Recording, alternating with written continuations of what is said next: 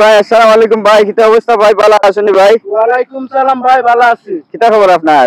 আমি আসলাম ধান দেখবার লাগি, দেখলাম দানা কিটা কোনো সমস্যা নেই নাকি? না না, কোনো সমস্যা না, আমার ধানটা ধান কিটা পুরাইছে ভাই। চলে নি? ওই, ওই। এই দেখেন ঠিক আছে, হয়েছে। ধানের থুর চলে আসছে। এটা কিন্তু রূপ হাউস মৌসুমের ধান। এবং এটা কি জাত ফলাইছিল ভাই? এটা 48 আপনাদের উদ্দেশ্যে যে জিনিসটা আমি বলতে চাইতেছি, আমার গোছুদ্ধ বেশ জমিতে আসছি, আমি আগেও হারছি, হাইটা দেখছি যে এই জমিতে ধান মোটামুটি বের হওয়ার পথে। এমনি যদিও এই গণহারে বের হয়েছে না, তবে মোটামুটি 20% 30% ধান কিন্তু এই জমিতে বের হয়ে গেছে। এই জমিগুলো আর যে ধানগুলো বের হয়েছে, ঘোষ ভাই, এই অবস্থায় যে একটা ধানকে যদি আপনি টিপ দেন, তাহলে এটার ভিতর থেকে কিন্তু সাদা সাদা দুধের মতো বের হয় না? বারো সাদা সাদা দুধের মতো বের হয়। এটা হয় দুধ অবস্থা বা ক্ষীর অবস্থায়। এই দেখেন ধানগুলো, ওই দেখেন, দেখেন। দেখছেন কত সুন্দর ছড়া ধরছে, দেখেন।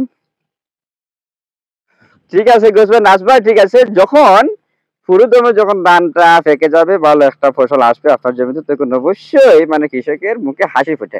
এখন কৃষকের মুখে হাসি ফোটার জন্য এর আগে যে জিনিসটা করতে হবে, এই ধানগুলো কিন্তু খুব শক্ত হয় না, কিন্তু খুবই নরম। এই মুহূর্তে যে ফুকাটা সবচেয়ে বেশি ধানের ক্ষতি করে, এটা হচ্ছে গান্ধী ফুকা। গান্ধী ফুকা ধানের ছড়ার মধ্যে বসে, এটা ধানের ভিতরে যে ক্ষীর বা দুধ আছে, এটাকে কিন্তু রস চুষে খেয়ে ফেলে।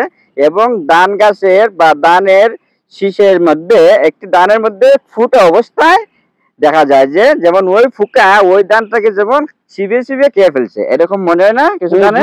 হ্যাঁ, এখন এই ফুকা দমনের জন্য কি করতে হবে? এই ফুকা দমনের জন্য এই জমিতে আপনি সিস্টেমিক কীটনাশক ব্যবহার করবেন, অর্থাৎ যে কীটনাশকগুলো এই রসের সাথে মিশে যায়, যাতে এই রস খাওয়া, এই রস খেকু ফুকাগুলা একবার রস খাইলে আরেকবার যাতে আর মুখ না দেয়। যখন এটা স্প্রে করতে হবে, যখন সিস্টেমে কীটনাশক এই জায়গার মধ্যে সারা গাছটা বীজে দিয়ে দিবেন, তখন কিন্তু সারা গাছের চড়া সহ সকল ধান তিতা হয়ে যাবে, এমনকি এটা বিষাক্ত হয়ে যাবে। তখন পোকা এক কামড় দিয়ে এরপরে কিন্তু আর কামড় দেবে না। পরবর্তীতে এই পোকাগুলো না খেয়ে মারা যাবে, অথবা এই পোকাগুলো এই জমিতে আর আসবে না, এরকম। এখন আপনাদের যাদের যাদের রূপ আবাসের জমি আছে, আপনারা অবশ্যই এই টিপসটা অবলম্বন করবেন, নতুবা ভালো ফলন পাইবেন না। ধন্যবাদ সকলকে, ভালো থাকুন। ওকে, ধন্যবাদ।